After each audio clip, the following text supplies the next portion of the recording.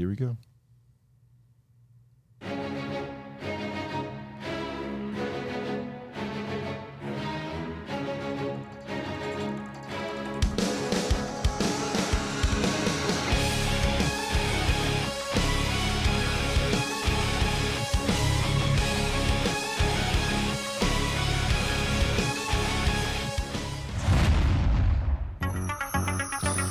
Ladies and gentlemen, welcome to the Justin Masterson Show. I'm your host, Justin Masterson, but I'm not here by myself. Alongside me, I have the wonderful, the lovely Matthew Zappasodi, a.k.a. Zappo. What's up, brother? How you doing today? Doing wonderful, my friend. How are you doing? Perfect.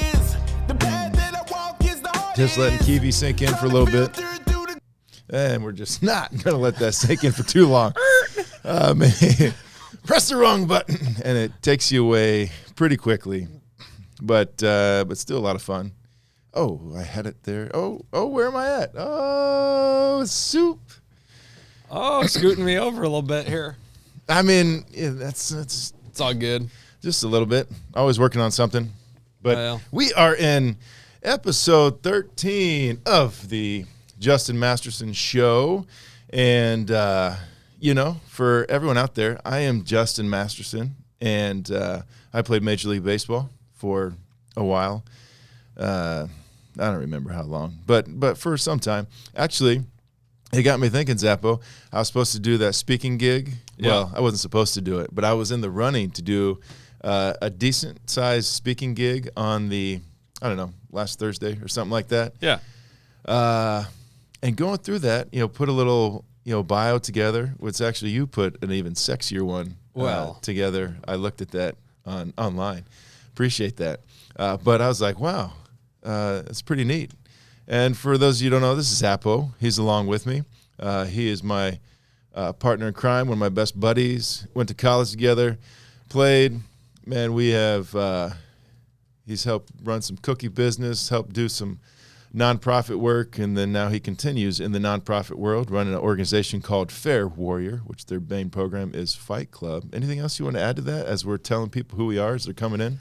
Well, I played a little ball with you, but one of my favorite experiences was playing in another country. Well, we're in this country?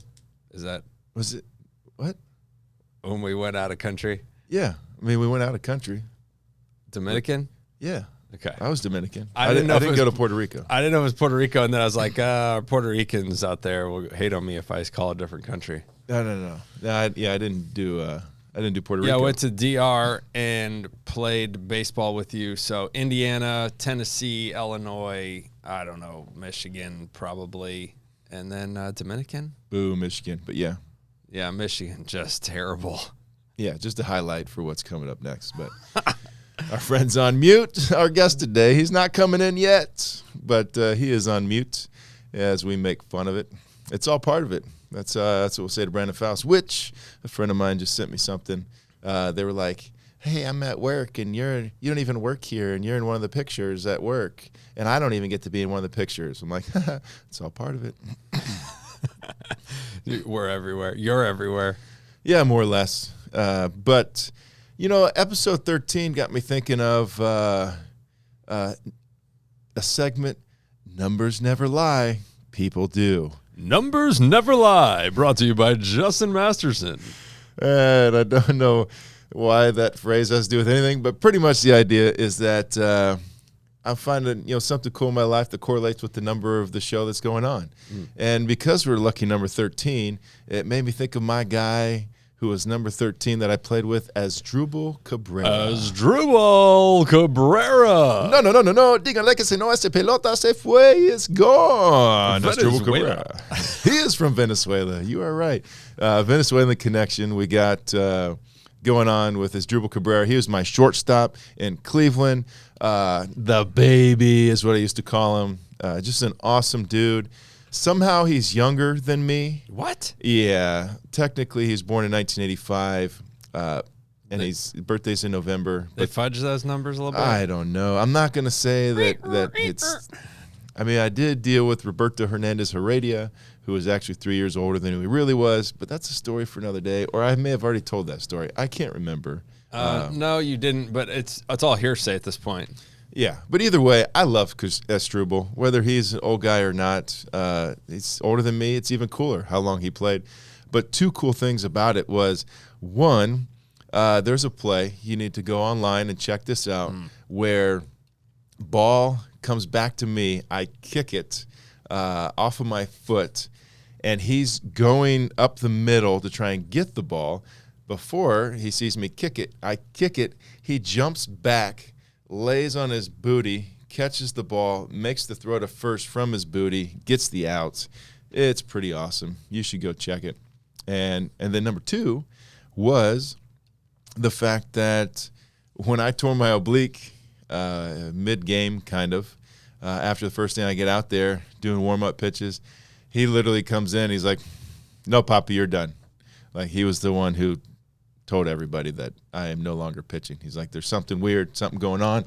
You are no longer pitching." Yeah, a lot of times shortstops got your pitchers back. I mean, sometimes they actually call pitches. I remember Cal Ripken used to call pitches for some of his pitchers because he probably knows the hitters. I'm just pressing buttons over here, man. I don't think Cal Ripken's the problem, but we don't know because we haven't had him on the show, which maybe we need to do. Well, I like Cal. Hometown hero, Baltimore. He's one of the guys that I met, and I know you're telling the story, but he's one of the guys that I met who I really enjoyed. It was playoffs in 2008. He walked through, didn't realize how big he was. Like, we're the same size. Yeah, you're both 6'6"? Yeah, pretty much. Yeah. And he was just real kind, and of course, it's always nice when someone says they enjoy watching you pitch. But cool dude. Oh, yeah. Yeah, I was just my story was over. It's just shortstops and pitchers do have a little love language, turn two, up the middle kind of baseball stuff. But you even like, you look in, you wink a little bit. I know how you guys are. Yeah, for sure. You got to spread some love, keep it going. But it is. And we think back in the day, your top athletes, your pitcher, he's usually the shortstop too, or maybe something along those lines, usually strong arms, and so they feel well together. But speaking of athletes. Whoa. Use that gently. Supposedly, we think he was an athlete. He played this sport called soccer back in the day, which still wondering if that's a sport. Football. Just kidding, all you people out there. It's football for the rest of the world because they love it so much. But would you please welcome my great friend into the show, Mr. Literally built as an athlete. Brandon Faust. Woo! Hey! Wow. Quite the introduction there. I actually, on the note of sports, I needed to share something. I've done some digging. Okay, yes. Now I played a little JV and a little varsity baseball, and then I quit. It wasn't a good thing that I was one of the better players on the team. That was not a good sign because I hadn't played baseball since 4th grade. That just tells you how good our baseball program was. But Mr. Justin Masterson, as you all know, pitched the immaculate inning. Ooh. I came across this tweet that said the odds of an immaculate inning, which is where, 9 pitches, right? Mm-hmm. To strike out the side, correct? Is that right? Yeah. Am I doing baseball right? Mm-hmm. Yeah.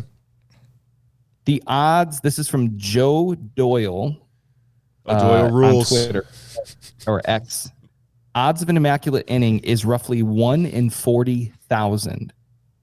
Odds of a perfect game, 1 in 10,000. Wow.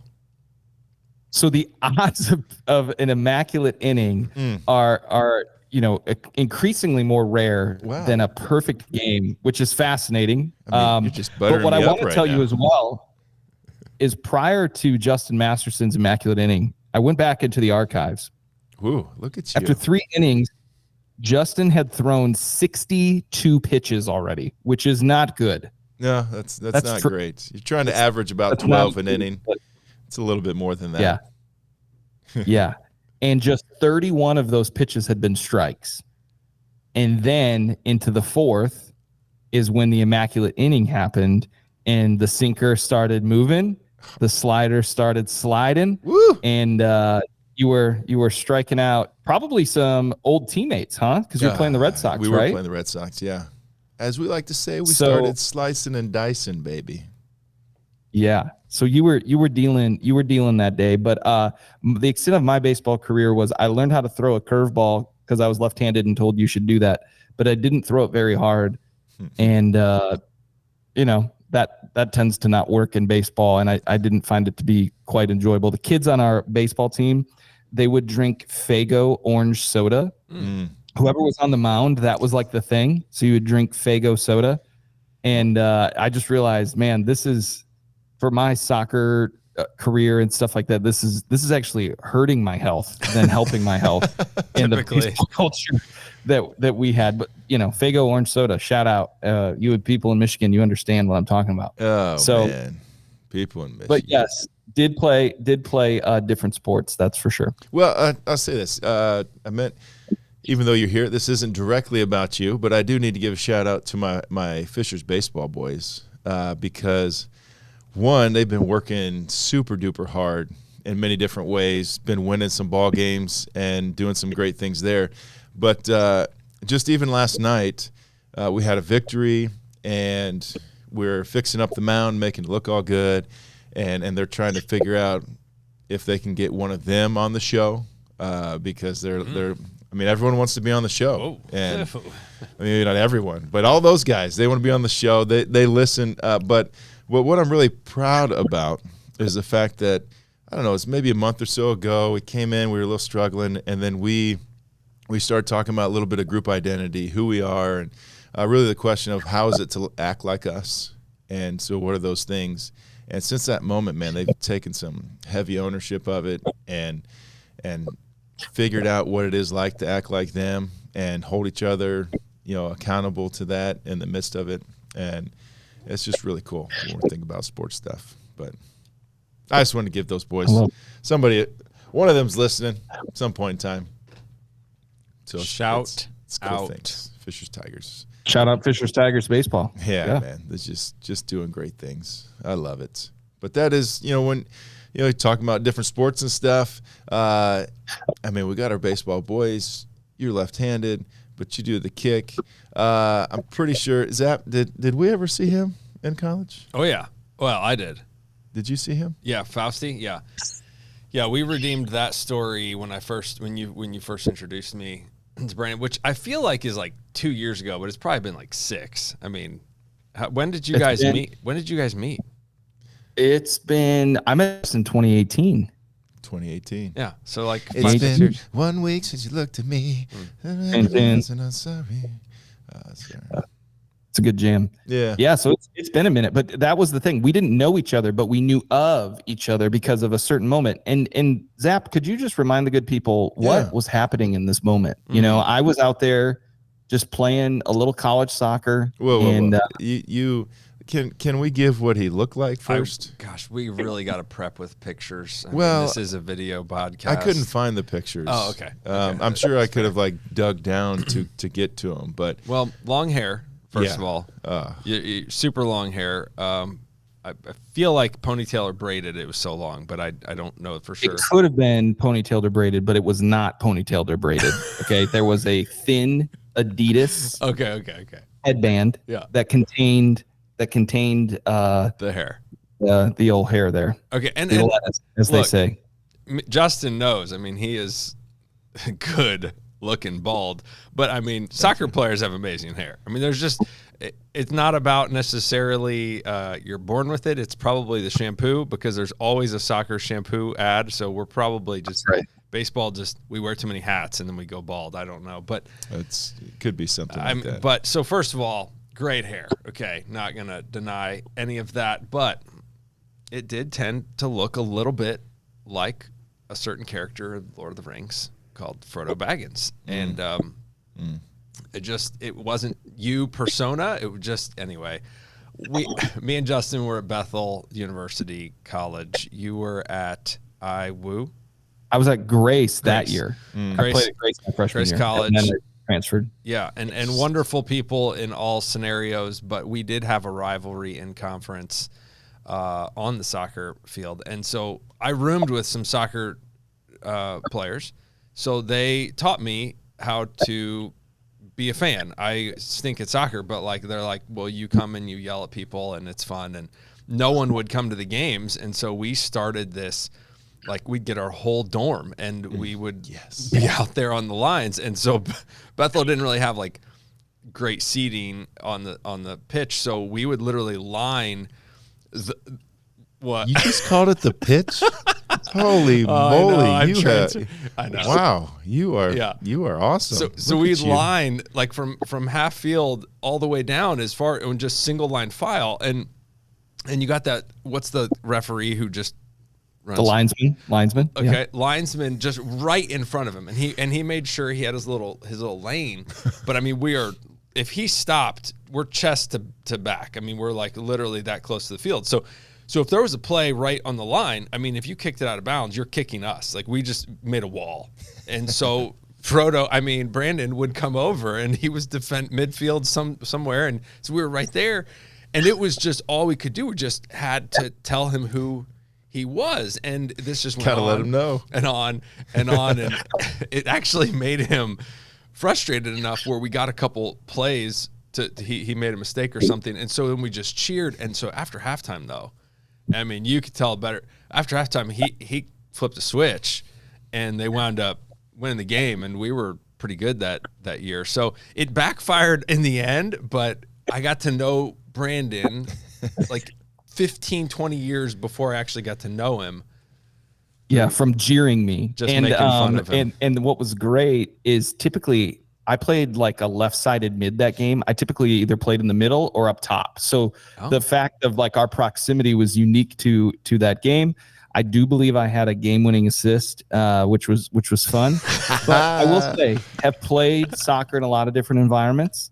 That was the most hostile, fun couple hundred of fans that you could have at a low level college soccer game, which was fantastic. And were they still? Because I know year before when I was there, we were playing some buckets and we did the chest paint, the buckets, and then we brought a couch. Now, so this brings up. I actually wasn't planning to bring this up. I had thought about this point before, but the idea that you're razzing people, giving somebody a hard time, in competition, is keeping it clean enough, relatively clean. We're not getting down and dirty on talking to people, but just like giving them a hard time, making fun of what you see because it's playful and that's a part of it. I found that a lot of people are really good at giving it, but not so much at taking it. And so I don't know. I think I want to talk about this because, our baseball team, I know I already just brought him up, but I'm going to bring it up. We had a point where, our coach was really concerned about like staying with us, not getting out there too much on many ends, like wanting to be respectful. Also maybe a little afraid of what others might say if something gets popped out there. But we kind of convinced them like, hey, like our guys can handle this. They're mature enough. Let's stay with them and us, a little bit of both. Because if I'm playing a game at home with my kids, I'm giving them a hard time.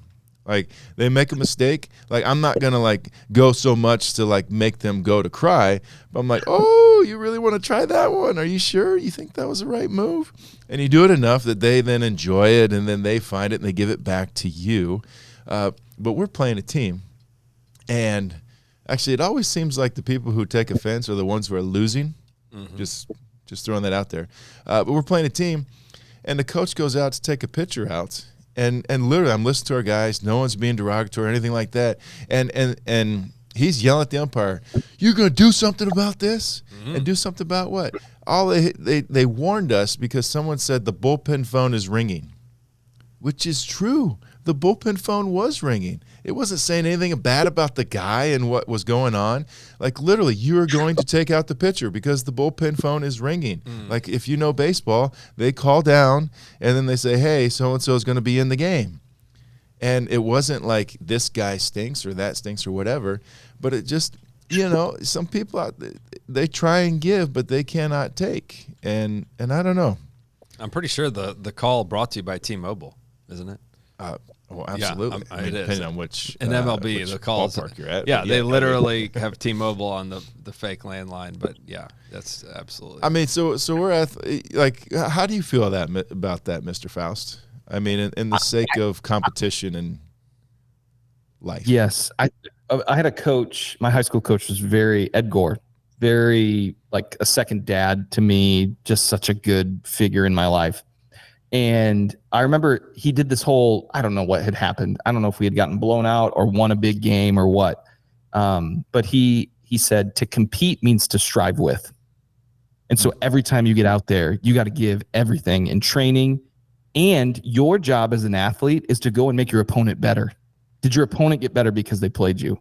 And I was like, man, that's really good. So even to that level, right? We're not talking about calling people names or things like that, but like, you know, bring in your culture, bring in your presence, you know, hey, having this confidence that we're better than you and we're going to show you, and then we're going to shake hands and we're going to be friends afterwards and all that stuff.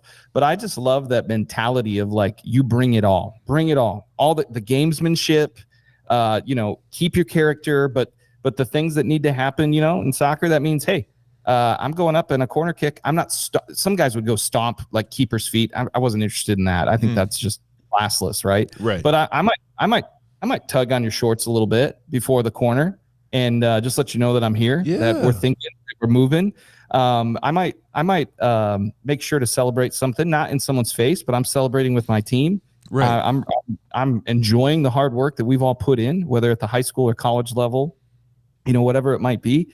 But I think there is something about bring it with you. And with kids in sports right now, everybody, you know, I'm coaching youth sports. Everyone's hypersensitive about, is my kid on the best team or this or that? And, you know, I get it. I get it to an extent. But it's like, man, the only thing that we want to be and I've had to catch myself in coaching my kids too, is we just want to celebrate. Did you do your best? Are you working hard? And that means, you know what? You can lean in to teaching Nora right now, 8-year-old playing travel soccer. You can use your body. Part of the game. Right. Yes. Part of the game is physical. Part of the game is mental. Part of the game is going out there with and exuding confidence. And that's a big part of it it's all part of it at any age of being an athlete. And I do think that, hey, little gamesmanship can it bring out the best in your opponent? And that's what was instilled in me by a great coach. Your job is to do your best to bring out the best in whoever you're either training with or going up against. And that kind of changed my whole mentality of competition. Is my job, win, lose, or draw, because that's what happens in soccer, is you can draw. Oh, you can draw. It's very anti-American, I know. That's right. Little league stuff, we get draws too. So I'll give you that. Yeah. And as a Christian, part of my worship is doing my best. And I want to bring out the best in others, even through competition. So I didn't do anybody a service if I didn't give my best and challenge the opponent to rise to a new level. Well, and like it so resonates. Like the way he put this, great. Are you making your opponent better? Like that's awesome. And then the fact of how are you making them better is if you're going about it the right way. Of course, we respect the game, so we play the game the right way. And then you see other people who can't handle their emotions in the midst of it. And we, talk about that all the time on the show. I talk about it all the time in my life. So what better way to help somebody than exploit? Yes, I'm about to exploit you in the fact that you can't handle your emotions. And so then this in turn makes you better. And then we're like, oh, wow. Okay. Now, if that person is willing and allowing that to happen, or if they have a coach who can appreciate that and say, hey, man, stop worrying about what they're saying and do your job. Yeah. Yes. They'll self-destruct. I remember there was he's now a coach in the USL, which is like the tier below the MLS. And he went on to play soccer at Michigan State. And yes, American soccer. So USL is like Indy 11. So he coaches in the same league as Indy 11. Okay. This opponent we had, he had scored in every high school game in his career. Oh, wow. One of the best high school player I've ever seen. That's impressive. And he was from the school in Detroit area, and they killed us the year before, 5-0. We got destroyed, and we were a pretty good team that year. And I just remember that, seeing how he went about it. Man, he had character, but he was skillful. He was physical, and he mentally got to you. You had to think when you were playing against this guy. And I just remember being like, they're ours next year. And we went up against them. We shut them out. My best friend, Colin Grotebeck, what up, Colin? Played the game of his life. This kid didn't score for the first time in his career. So much so that their coach subbed him out the last 15. They were the number 1 team in the state. Oh, your boy did score 2 goals in that game, and we won 2. Come on, honk. Yeah. But I just remember he was a reference point. And as athletes, and I think what's great about athletics is it gives us a sandbox of human development, of what it means to be an individual. What does it mean to work as a team? What does it mean to have a culture? And what I love about sport is it gives you a reference point for things later in your life. So he was my reference point at that time. Like, I want to be like that guy. I want to set the tone. I want people to know that when I'm coming, they're going to have to work their hardest and do their best, because that's what we had to do going against a guy like that. But then in life, when the sports era ends, right? And it does. It does. End. Does. I mean, unless you're Zappo and you're still playing indoor soccer. Are you playing indoor soccer too? Hold on, I have a story about that in a second. Sorry.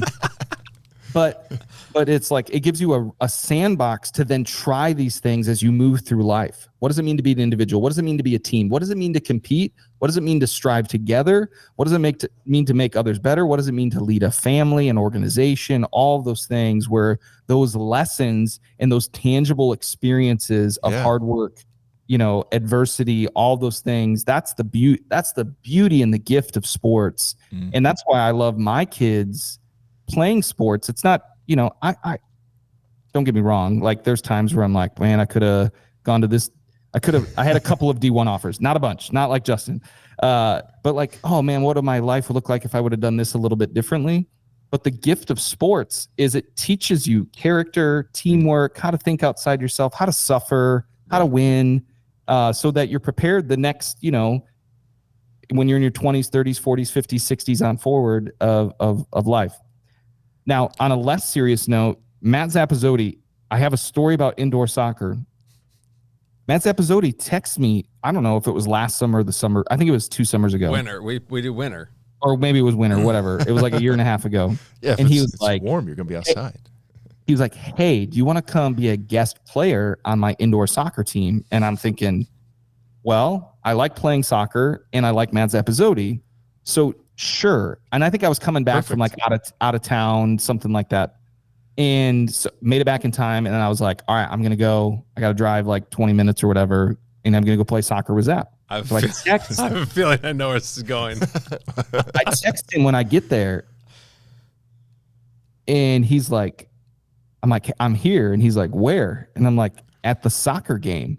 And he's like, oh yeah, I need you to be there because I'm not going to be there. And I'm thinking, I thought I was going to come play soccer with Zappo, and I'm playing. I think Bob was there, so that one person I knew. I didn't know the rest of these guys. And I'm like, I didn't just want to play soccer, and I mean, it was fun. We had a good time. So that was the time I thought I was going to play soccer with Zappo, and then we didn't. Next year, I'm going to hit you up when I'm not gone. My bad, bro. Oh, isn't that just perfect? I mean, sometimes we need subs. Yeah, I mean, you didn't get D1 offers, but you almost had an opportunity to become an NFL kicker. Well, I do want to correct you. I did have D1 offers, just not a lot of them. Oh, yeah, that's right. There were a couple. I had 5 of them. I remember them. Yeah, for sure you remember them. No one knows what those schools' names are, but do they still exist, maybe? They do. They do. Oh, okay. So, why are you so mean, Justin? Why are you being so mean to Brandon? Like, why are you being nice? I will proudly say I was first team All-State in the state of Michigan my senior year for soccer. Nice. So that got me some looks. There are people that live in Michigan, right? There are people. The soccer scene in Ann Arbor, Detroit, and Grand Rapids are good. The stuff in between, not so much. I do have a real question about Michigan geography and sports. Okay, you know how you guys like have it separated somehow with the other side? Are you talking about the Upper Peninsula? What are you talking about? Yeah. This whole piece up here? Yeah, you know how you guys always do Texas. the thumb thing and all that? Yeah. So when you say like best in the state, they don't separate themselves, right? I mean, they're just lumped together.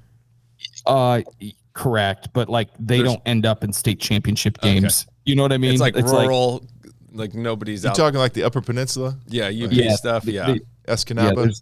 Shout out to. When you have to take ice skates to get to your game, it doesn't count. They're like out in the middle of nowhere. Well, basically, once you get like north of Lansing, it's like up north, like in Michigan. You know, see, like, this is what I'm talking about. Up north, it's like Indiana. It's a totally different culture. So you have like Southeast Michigan, you know, Ann Arbor, Detroit, which kind of has its own things going on. Then you have like Grand Rapids on the west side, and some of those kind of like beachy towns.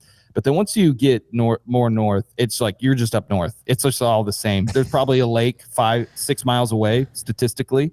So like you can go fishing over here. Everyone's like.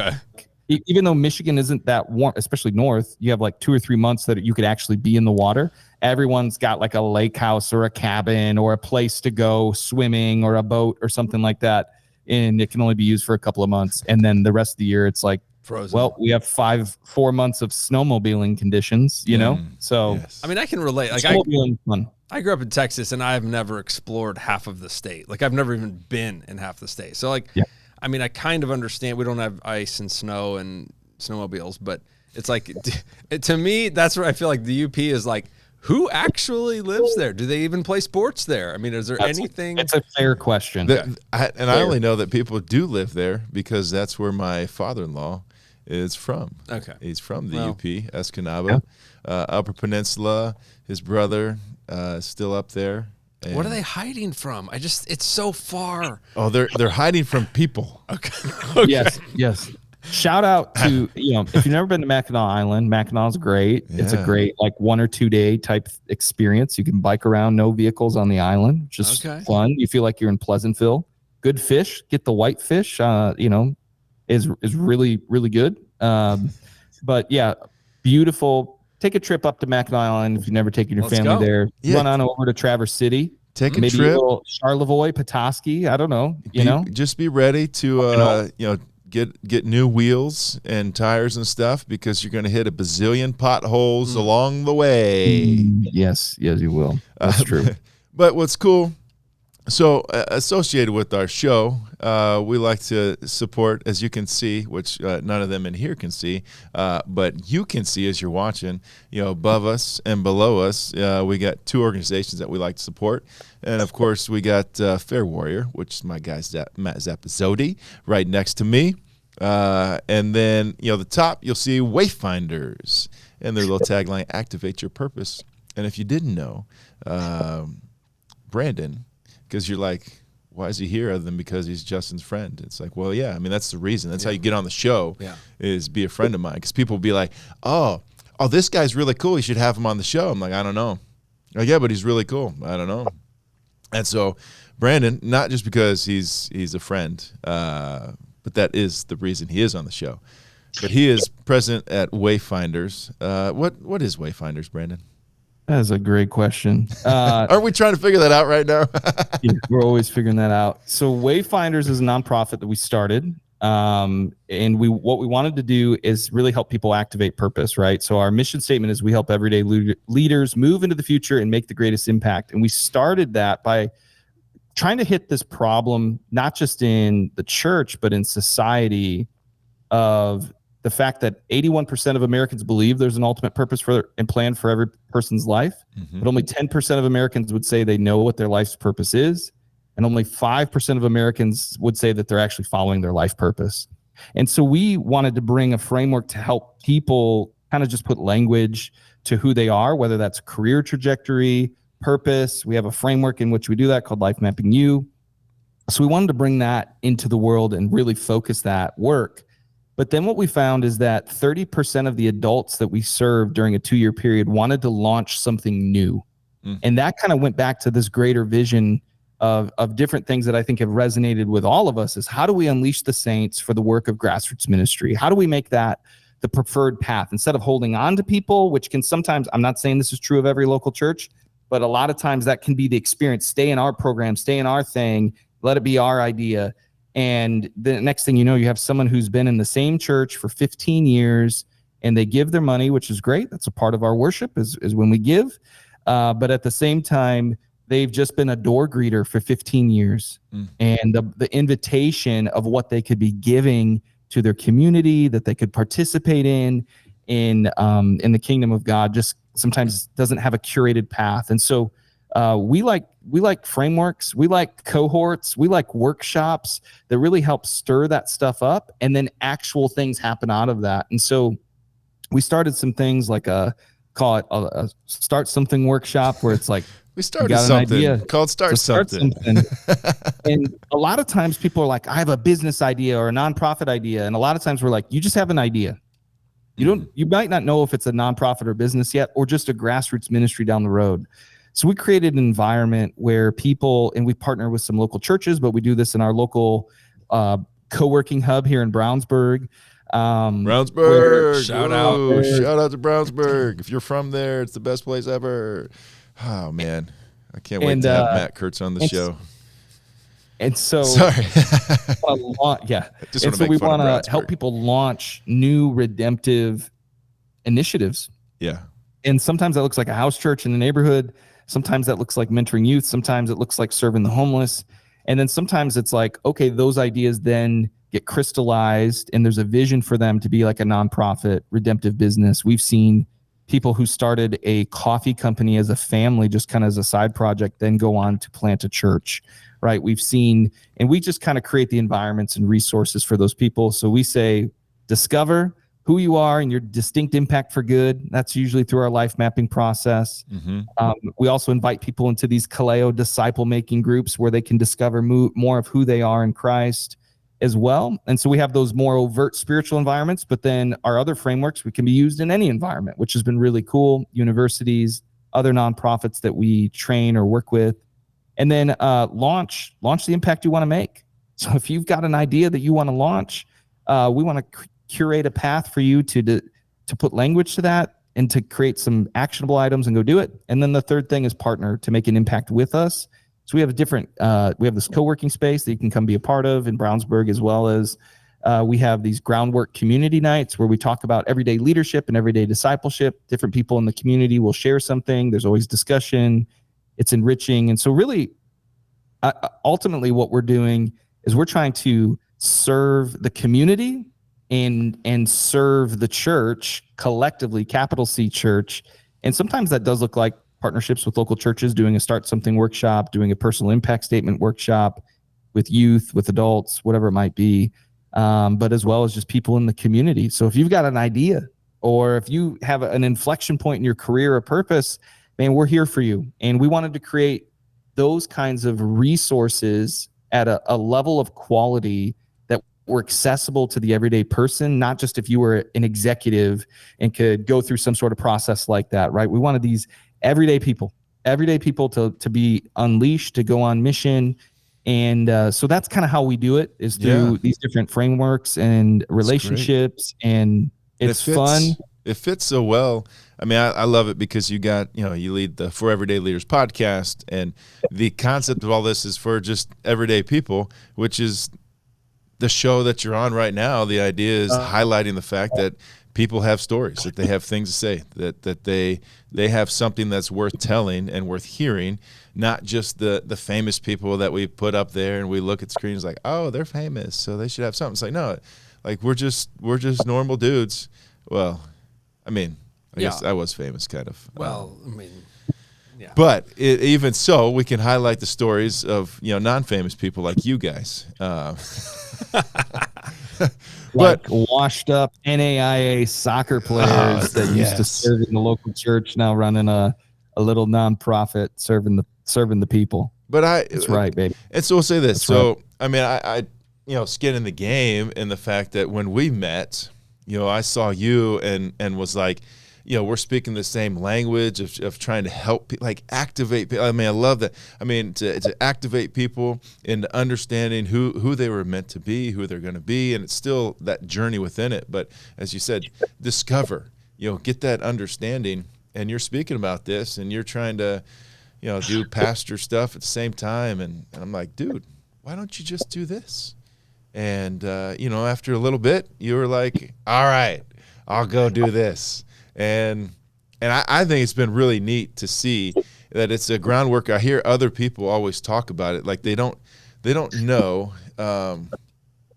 Somebody was just telling me about the fact of, oh man, I can't remember what it is now, but not you don't have to be huge and have everyone know who you are, but you can be small and go do the things, and people may not exactly know you at first, but eventually they're going to come to know, because there's this underlying factor, and we've seen it, of where someone hears and like, oh, like I want to get that, like I don't know who I am or what's going on, or I'm kind of stuck in this job, or it's like, oh, I love what I'm doing, but I feel like there's something more. Like how can I dive into that? And then being able to utilize all these things that you put together, and of course you've been adjusting and refining and moving and grooving through all these things just to keep them going. But it's, I don't know, it's just like all things. Like I think about, like, how does something get so big? You know, one person sees it and it goes to another, to another, to another. And I think, honestly, that's the movement you're trying to make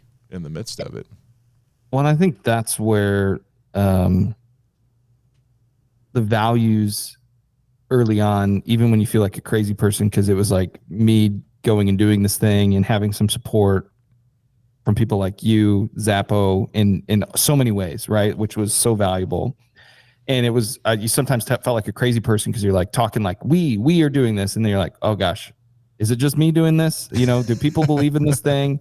Are we actually going to help people? What is this thing? But building something together, and that's what all the ideas, it created a platform to go do ideas that me and a bunch of other people had been wrestling with for years. Right. And I think that's the piece where it, like, that even pushed. The nature of everything we've done has been collaborative, even when there was like only one employee per se. It's always been collaborative. It's always been like trying to catch up to what God's been doing in our hearts for years. And I think that has pushed us to a place of being like, we actually celebrate being decentralized. We actually celebrate being small. We actually celebrate sending away, giving away, raising people up and letting them go. And because by definition, what we do is not to hold on to anything or anyone. And I think even knowing my own self in previous times where I'm preaching at a 5,000 person church, I'm a big deal, right? And the truth is no, you're not a big deal. But also, too, is I don't want this to become about any one person or any one product or any one process. I want it to be like everything that we do, a construct that can reproduce and multiply everything. So if we can't do that, then we don't do that. So if it's not built to reproduce, we won't do it. So we like our life mapping process. We've now trained 40 some people in that at like partner organizations that they use it to serve people in their church or nonprofit or after school program. We have an adult and student version. Our Start Something framework, we are not only facilitating that, we're training church leaders and some nonprofit leaders how to do that within the context of their church environments to send people out on mission.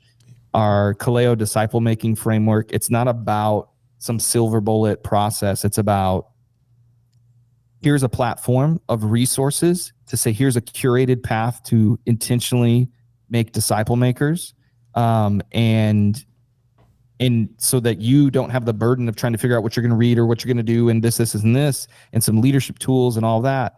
But so that you can just focus on the relationship. You can just focus on inviting people to yourself. So it's like, okay, that's reproducible.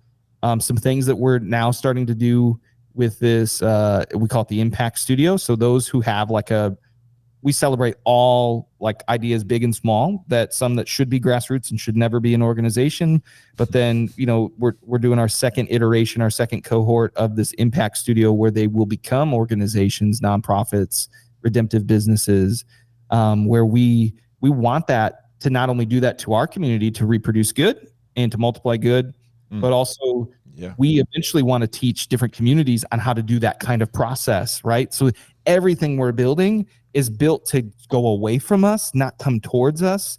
And I will just tell you that sometimes that is a terrifying journey, but it's what we've been called to do because I in my humanness want to hold on to things. I want to build something up so that we have security and stability and all this. But this is the work that God's invited us into. It's been beautiful. It's been amazing. Man. It's been fruitful. No, it's been I think it's awesome because it is a reminder that it's me. Hi, I'm the problem. It's me. Which happens. So I just love, and we do get a shout out, because you're working. I mean, tons of people help you out, but Giles and Allison Emery, just awesome people, and our boy Matt Kurtz, also very cool. But it's the thing that I love is the whole goal is everything's built to be able to replicate and reproduce, and that is not the way. That's not the way that it always is, because most of the time we're trying to build something around me, so then that if I'm not there, you can't function the same way because I need to be there. But and that's where last year, I didn't have a choice. Look at the segue. Uh-oh. I didn't even get there. I was about to just say, whoa, here we go. I want to hear this crazy story. Zappo, have you heard? Yeah, you heard, right? You know what? Bring it. Oh, man. So for 6 weeks, I was away from everything, which is not ideal for like a newer nonprofit. No. Even when you have a value of collaboration, there are things that you can't, when you just have to be gone for 6 weeks. There are things you're not prepared for, or follow-up conversations with donors or new organizational partners that we were bringing on and all that stuff. So not recommended. But we didn't really have a choice. We had almost a year ago now, which is crazy to think. And I'll just let you know that our before I get into the story, that our daughter is doing amazing and she's a miracle. So plot twist, spoiler alert, all of those things. I was just thinking last night, we had soccer practice last night, watching her thrive when 10 months ago she couldn't even walk on her own. I mean, you are just building the tension like none other. Crazy. So okay, she's thriving, she's doing it. I mean, I'll say this: I get a call and we're talking to Brandon. I don't even understand the whole thing's going on. He's in Illinois, and then he's not in Illinois, and he's trying to get on this to go to here, and they're trying to get an ambulance to take somebody, but not sure how. And this is happening here, and I'm like, what is going on, Mr. Faust? Yeah. So last year we had just finished up our soccer season. Our daughter scored like 5 goals in their final tournament game, which was awesome. She was just full of life, right? Full of life, tearing it up. And we're ready for summer. We got all kinds of summer plans. The kids, finishing up the school year. We've got the vacations and camps and all kinds of stuff that we're planning. And it was our anniversary, my wife and I's wedding anniversary. And so we went out for like a brunch, dropped the kids off at a friend's house, as you do. And my buddy's an IMPD officer and former Marine. And he knows I'm on a date. And so when I see him calling, I know something's up. And our daughter had collapsed. Thankfully, he caught her. She had passed out. And so we hurried back and, obviously concerned, right? She doesn't just like pass out randomly. And it wasn't like super hot out or anything like that. So we're like, okay, that's interesting. Over the next couple of days, we took her in the next day just to make sure there was no cardiac event or something like that. You hear all these things about young athletes or different things like that, or kids, and there could be a cardiac event. So all that checked out fine. She didn't feel great, didn't feel quite like herself. But then the next night, she had like 104, 105 degree fevers. And, it's pretty high. That's pretty high for a 7-year-old. I think that's pretty high for anybody. Yeah. Especially. So the next couple of days, she just obviously wasn't feeling well. And we took her back in, and, they gave her an antibiotic just to kind of as a precaution. And so it seemed like her temperature was going down. We're like, okay, maybe this is just like weird coincidence that she passed out and she's sick, or maybe it's all tied together. I don't know. We had planned to go out of town for, they were going to spend the week at their grandparents' house in Illinois. And we are going to go to a family wedding. So we're going to take them there. She was definitely feeling well enough. Her temperature was down. We're like, yeah, we can go, So we go.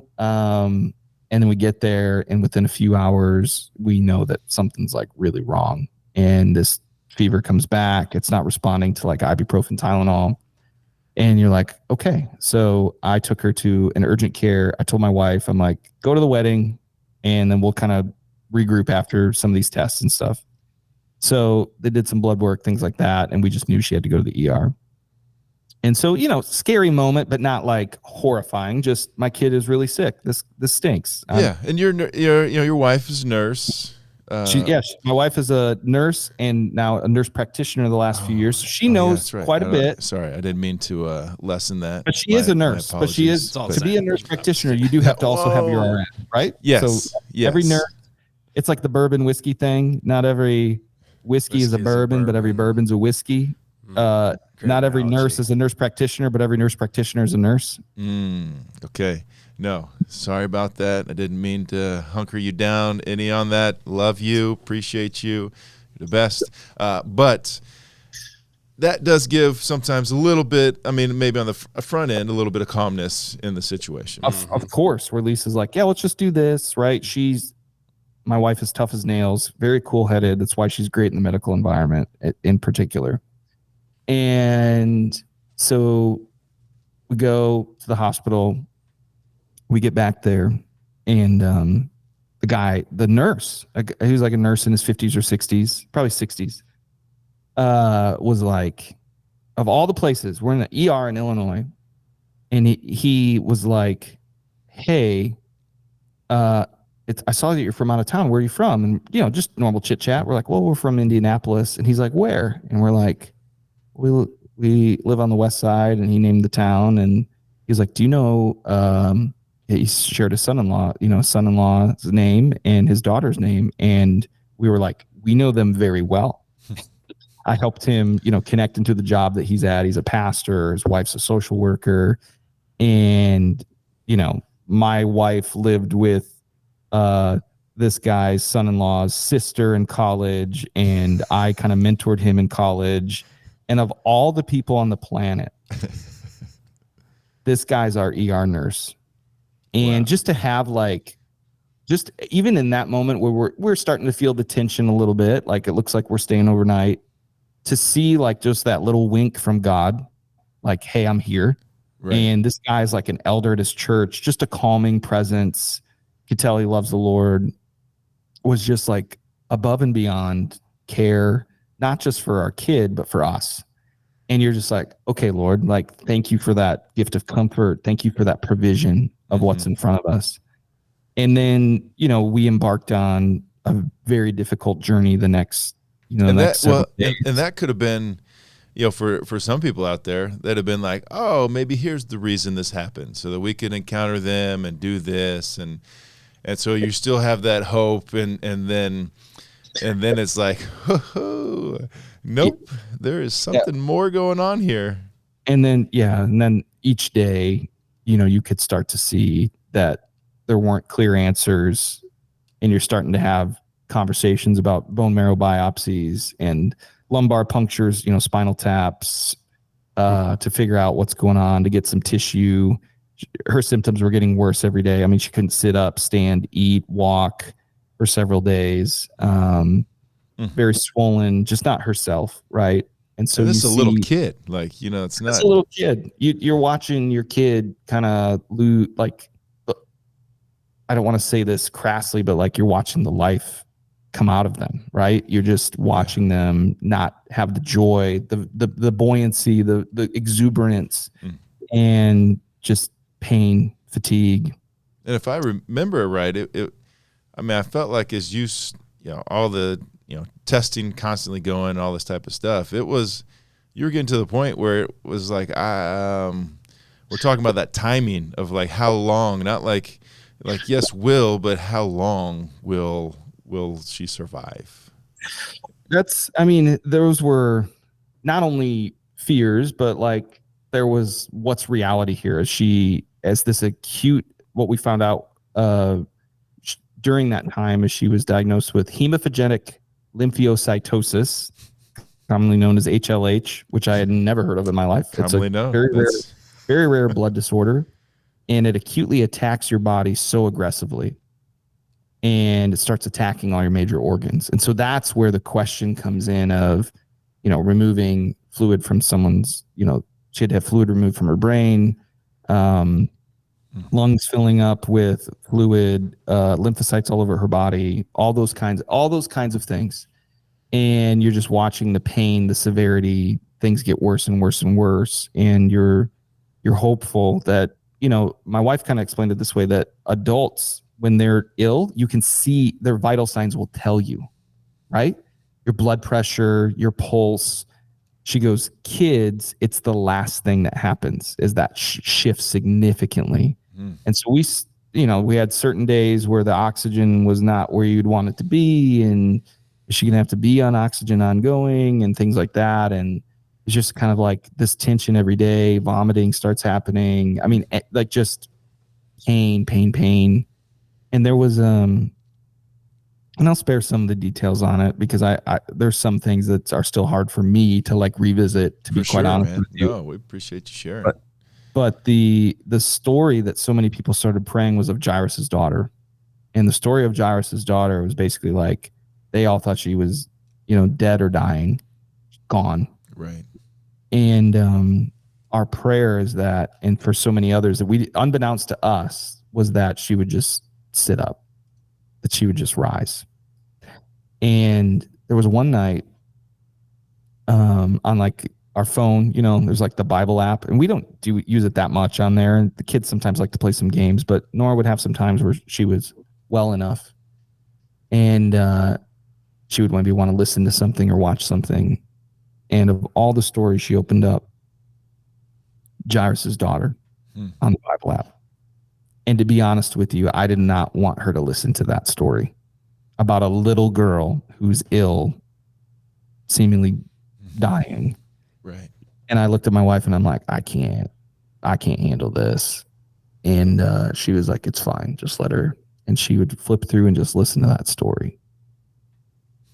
And dude, I have not wept like that in my entire life afterwards, and just crying out to the Lord. And I think that's where, as a parent, it doesn't always have to be some severe thing like we're going through. When something's happening to your kid or somebody you love, it's just hard. Yeah. It's just so hard to not be able to control the narrative. And I think that's what, those cycles of like, okay, Lord, what is going on here?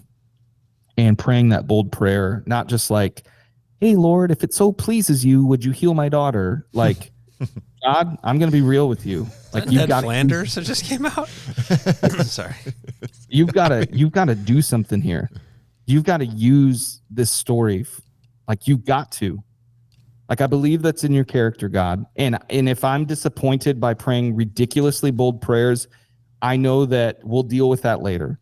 But this is what we're asking, is not just little things. We're asking for like complete healing of our daughter. And I'll be honest, that stretched me theologically. Yeah.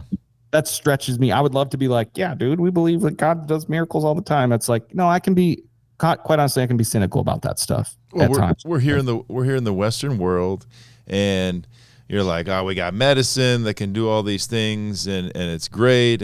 But you're also like, it's not your only kid. You have other kids. You have jobs. You have a wife. And you have other things that are going around you in the same moment. And yet here's this. And even though you talk about medicine, you're getting into the fact where it's like, oh, we'll just get her to the right spot. It's like, no. It's like one of those conversations where this is so rare that you're going to doctors, which this is all they do. And you're getting to places where this is all they talk about. And all these tests are like, this is what it is. This is showing the symptoms. These are all the different things that are going on. This is how it looks. Like, sorry, we'll do our best to figure out how to live with it, but there's no cure for this thing, right? And that's where lymphoma was still potentially in the picture. Not like, oh, we have a hunt. Like, nope, kids that present this way usually have something else going on too. And so it then became a race against the clock to see if we could get back to Indianapolis, because they were talking about, if it's just HLH, then you're still looking at probably 6 weeks of chemo is the majority of patients. That's what you're going to have. and we don't want them traveling when they have a central line in or things like that or whatever. You would want to have care near your home so you can get on with your life in some respects.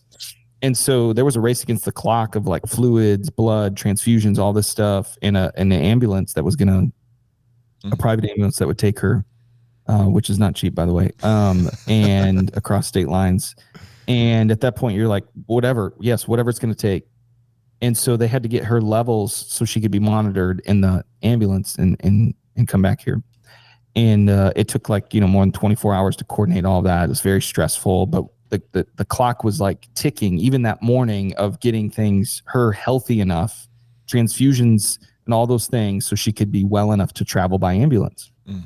And right as we got within an hour of when the ambulance was supposed to come and the ambulance shows up, we find out that the ambulance is not properly equipped with the right equipment to monitor her and the wrong type of certification. So there's like a lower level and then there's like a higher level kind of certification.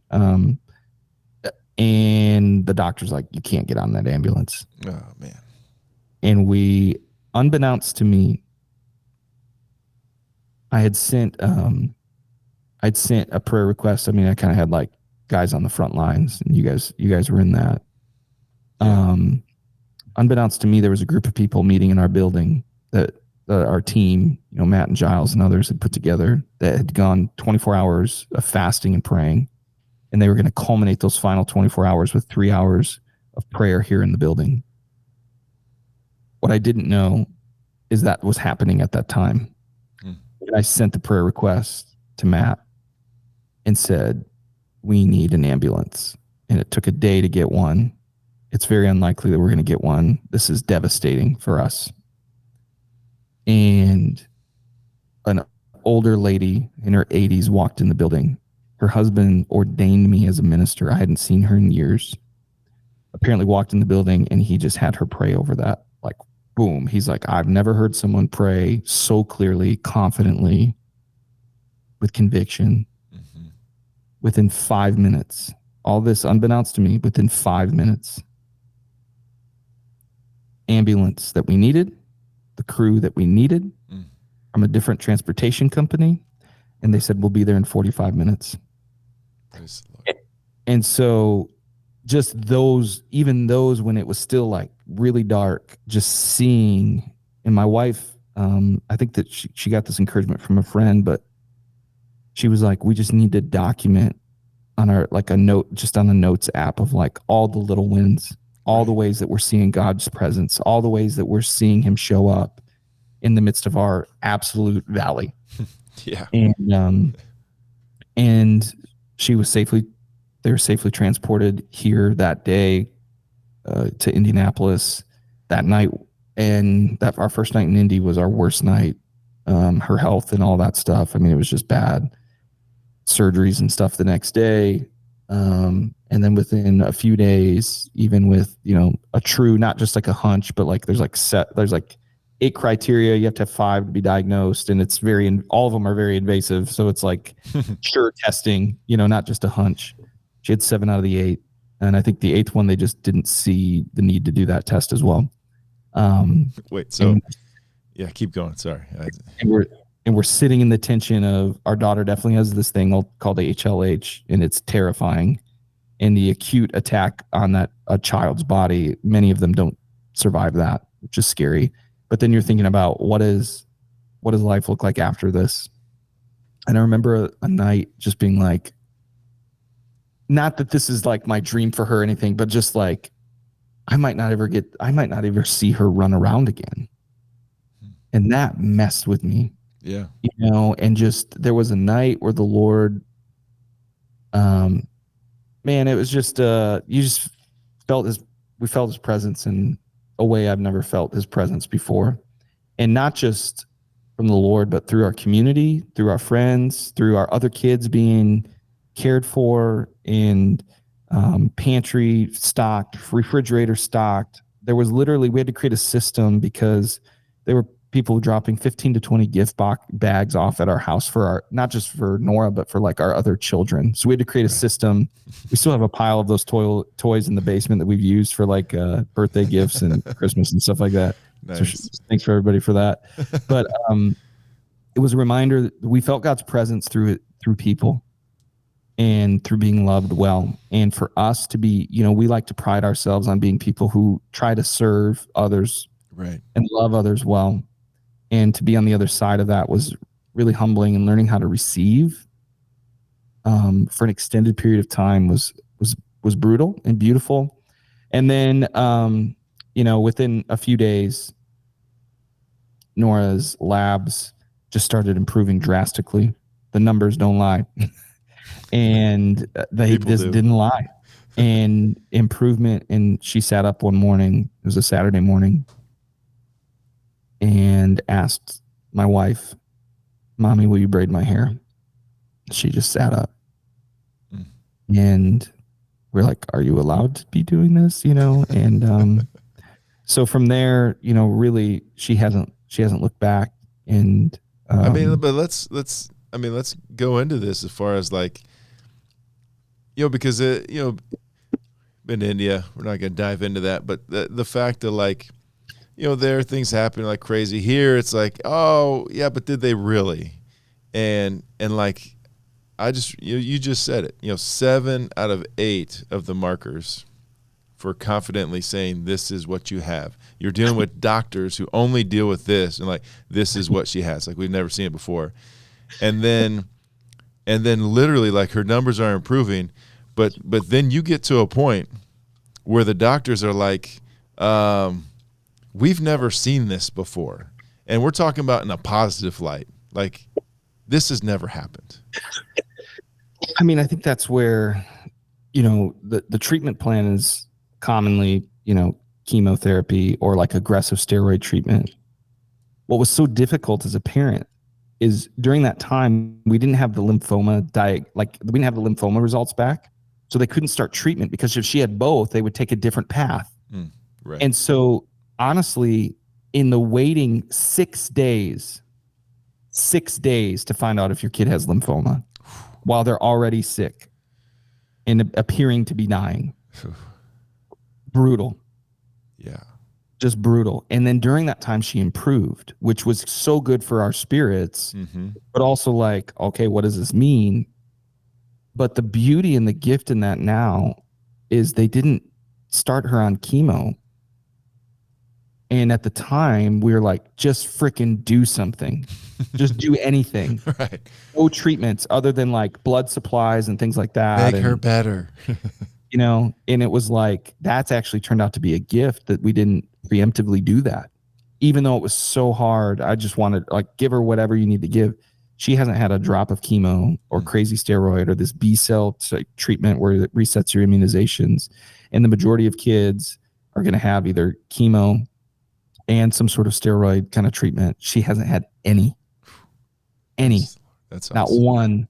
And then, even when we got home and released from the hospital, we're like, this is crazy, but she couldn't walk on her own. She couldn't do things that she would normally do on her own. But like her numbers all of a sudden were just like magical, totally, right?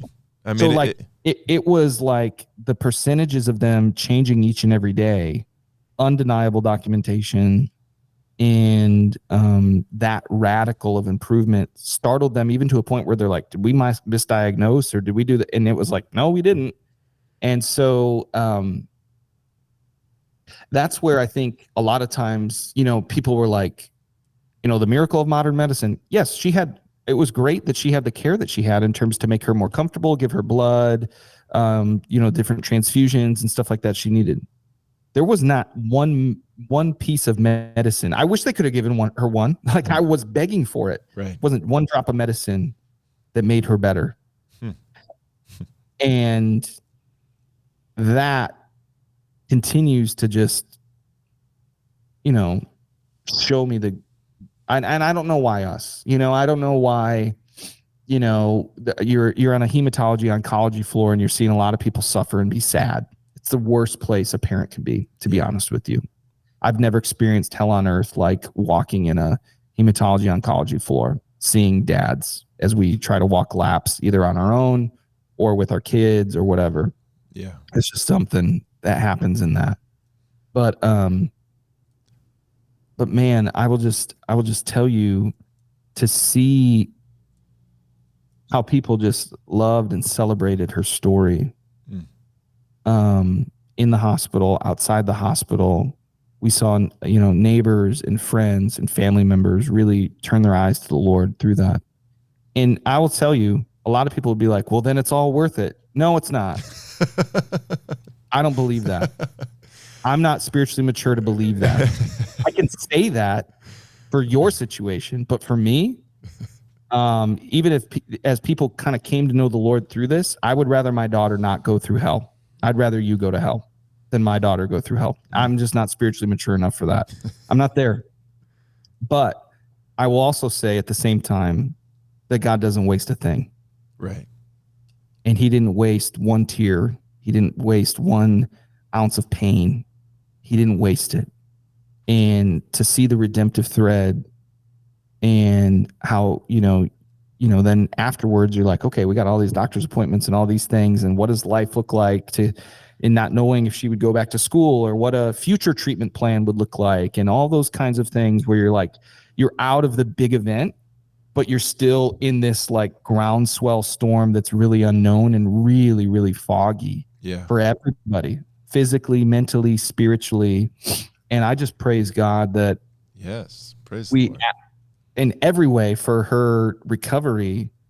And, you worry about, okay, what is going to all these appointments and specialists doing to her mentally, physically, spiritually? And I just remember there was one day where someone was kind of asking about it and she's like, yeah, I was really sick. And then just one day God touched my body and I was better. And she's like, childlike faith, man. Like we didn't plant that in her brain. Like we didn't well, it's the truth. Like you couldn't have planted it in her brain because that's literally what happened. Like the fact of being like you were there, you're doing all this stuff, you're hearing all the doctors, and then they're like, yeah, she's just got mono.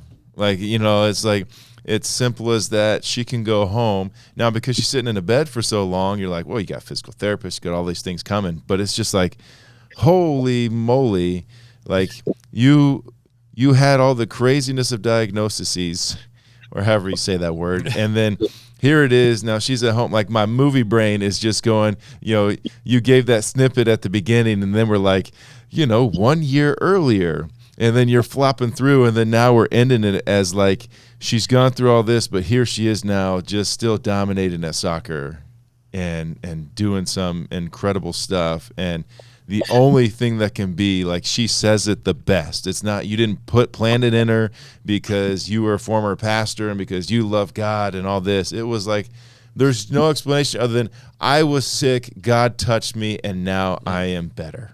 Yeah. And that's awesome. the beauty That's of like even praying a bold prayers beyond what our faith could even handle, what we could even process of like as the best outcome. And has it still been on the other side of it? Has it still been hard? Absolutely. Going to appointments, blood draws, some scans here and there. We got more stuff, coming this summer, all that. But she continues to thrive. Her lab values, all that stuff are great. And so we're grateful, and we'll always be grateful, even if there was something that to come from this down the road. Right. And how God walked with us in the storm, and then to see restoration of her body and of her life and her vibrancy, and to be in school, to play sports, to have fun, to laugh. And so, the tension as a parent or of anybody who has a loved one going through a hard thing is, now you're like, you feel like you're operating from a deficit. Like I got to make up for all the things we lost. And moving to a place of being like, God, we trust you for the things we lost. We trust you for the things that the summer we don't get back, the pain, the hurt. We know that you're going to restore this somewhere, somehow, some way. Right. And not trying to manufacture that, or not trying to, pretend that, well, okay, well, she's doing better, so everything's just up and to the right. No, like there's some things that are still really hard. There's some things that are really still mentally, emotionally difficult. But what I do know is that God, in ways that you fear, like, well, how am I going to provide this for my kid or for my wife or whatever, to see God's provision for each of us emotionally, physically, spiritually, in our own timing, in our own ways, has been a really meaningful, formative kind of experience. Yeah. Coming up on, I remember her standing up on the 4th of July in our backyard and being able to hold a sparkler, and that was like a big deal. And just, we're coming into that season again of just gratitude and gratefulness for her life, but also accepting that there's also a lot of gray areas of like, this is hard and this is weird, even though God is good, it's still complicated. Well, so we'll take it here. This is going to be probably our longest show here at Zappo to date. But I mean, just an incredible story, because this is what I want. I want two more things quickly. And the first is, I want you to just slowly talk about some people you met, and I'll describe a little bit more, and then just get a little snippet of Zappo's, as he's been sitting there listening, taking it in. Collect your thoughts, Zappo, for you're the closing time for this one on whatever it is.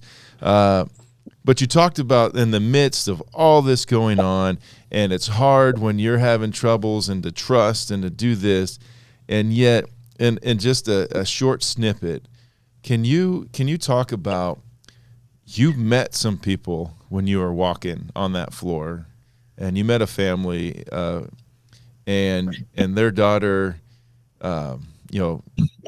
your daughter is healed and theirs is not, and yet their response is just incredible. There was a family that had been in there for a few months. We didn't know it at the time, but they hadn't had visitors in a while, and it was the mother's birthday. And their little girl was very, very sick, and still is not. She's had some ups and downs the last year, but been in and out of the hospital a lot of significant things going on. And I just remember I'd see this dad, and we would just kind of say hi, and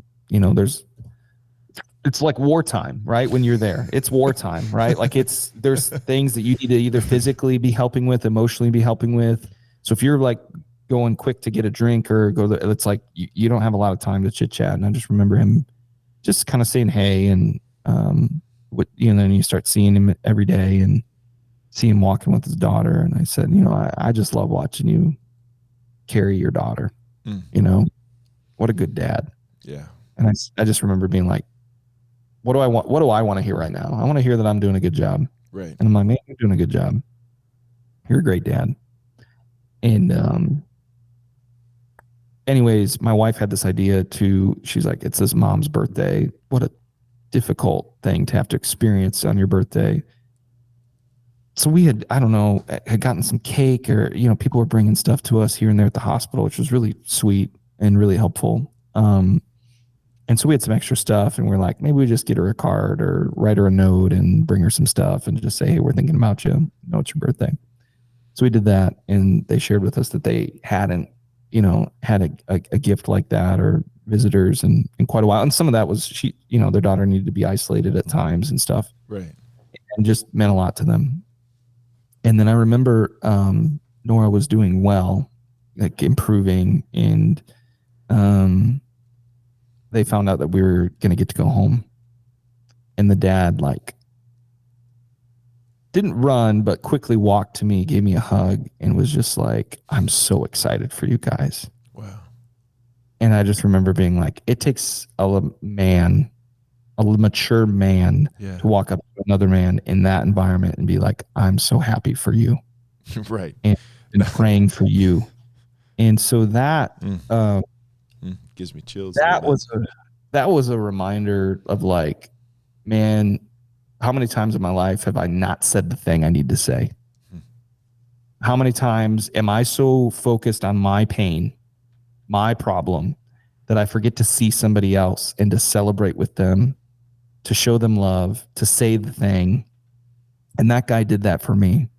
And that was like a bonding moment. And so, we've tried to continue to be there for that family and encourage them in some ways. And obviously there's times where I'm like, man, I wish we were doing more, but that bond of relationship when you suffer in a similar way, and is really profound. And I'll just never forget, while someone was experiencing their greatest pain, they celebrated our victory that day. And how many times in our life, in any environment, it doesn't even have to be like crazy health stuff. It could be just like a random Tuesday, and you're just feeling a little down. Tuesday. It's like, what does it mean to get our eyes up? And I think that was the lesson for us of like those small wins list that my wife started, to, getting our eyes off the problem, not ignoring it, but getting our eyes off it, getting our eyes up, seeing those around us, seeing what God's providing in and for us. And that doesn't mean that doesn't necessarily just make me feel good, but it's like, I need to look up and look around and see what's happening in and around me, and then leaning into meaningful relationships and meaningful community. Man, you said a while back, you said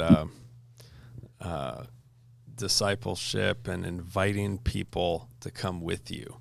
And I just can't stop thinking when I hear about that, the dad in the hallway and your friends praying for you and you including them versus, guys, this is too difficult. You don't want to know how bad this is. Pray from a distance versus pray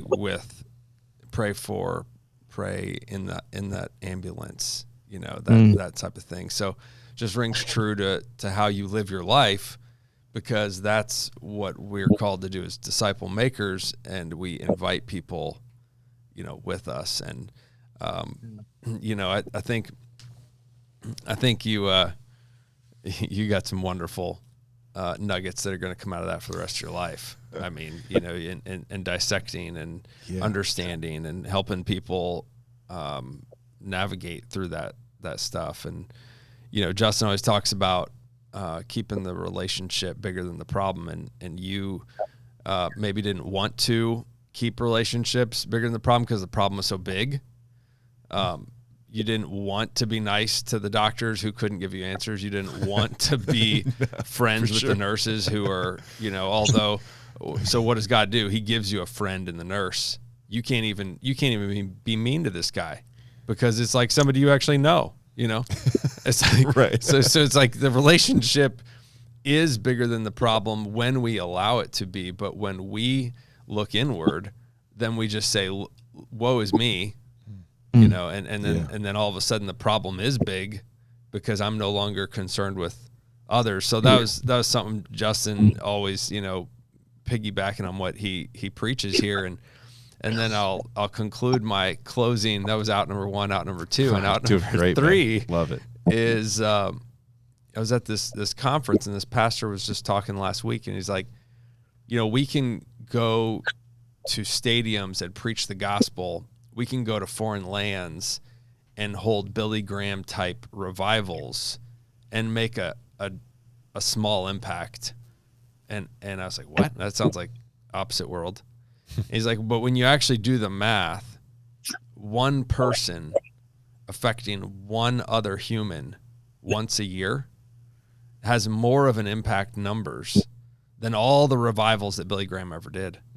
And so it's like, if you really want to figure out how to help someone, you just start with your daughter and her story, and you help that. And then that one person that you met in the hospital, right? Life change. And then he goes to one person, one a year. And it literally has more of an impact than all the revivals of the 70s and 60s. So it's like, I don't know how that fits because it doesn't feel like it. It doesn't feel like you're adding value at all. You're just getting ice from an ice machine and terror. And yet that's exactly what God asks of you. Just do this one thing. There was the part of, like, when you talk about invitation of discipleship, I remember someone saying, discipleship is intentionally invasive. And I'll be honest with you, I don't like people invading my space. I don't want people to see the mess. I don't want them to see whether that's in my physical home or my life or my mental life or whatever. Right. And I just remember there were some friends of mine, and some that you expected and some that I didn't, that were so intentionally invasive and just met the need. They're like, even if it was a thought of a need, they just went and met it. Right. And that inspired me to be like, man, I want to be that kind of guy. You know, I want to be that kind of person, intentionally invasive and showing up and not being like, do you need something? Nope. I'm sensing you need something, and I'm just going to show you and do it or say it or whatever it might be. And that, you know, I had people who dropped everything, and they have big stuff. They have careers. They have, you know, plenty of excuses they could have made. And they offered to come pick me up from Illinois because only one of us could ride in the ambulance. They dropped everything within like 10 hours, and they were just there. That's right. awesome. And I know there was a list of people who were like, I will come get you. I will do whatever you need. What do your kids need? All that kind of stuff. What do your in-laws need who are caring for your kids? We had neighbors cooking meals for my mother and father-in-law while they're at my house. Right. And a neighbor of mine was like, I'm praying out loud with my kids for the first time in my entire life. Right. And so you're just like, that's intentionally invasive. And that part of community, that part of discipleship, all of that as part of the thread and the story. I don't know what's all going to come of this story. We've seen some beautiful fruit from the Lord by his grace in it. But we know there's a bigger narrative that he's weaving together, and trying to obey where he invites us to. Yeah, man. We're just here sharing that story. We appreciate that you allow us to enter in and be a part of it in the moment, and then now allowing others to understand and hear it. Can we get an applause? Can we get an applause for? Thank you, sir. Phenomenal. You know, this has been awesome. If you're still with us, you know, hope there's just been so many nuggets that has just been pieced together that if you hear it, you probably have to listen to it a few times, but throughout it all of just the incredibleness that takes place. But ultimately, you know, the nugget that sticks with me is just how great our God is, and so thankful for that if we allow, he will continue to mold and shape us. And so I mean, I just got to say, on behalf of Brandon Faust, we're so thankful that he was here to share. He'll probably be back on the show again because he's a great friend. Double friend. My great guy, Matthew Zappasodi and Justin Masterson. You know, presented by PHARE Warrior. Just always a good time. Thanks for watching. Thanks for being a part of this. Love you guys. Peace.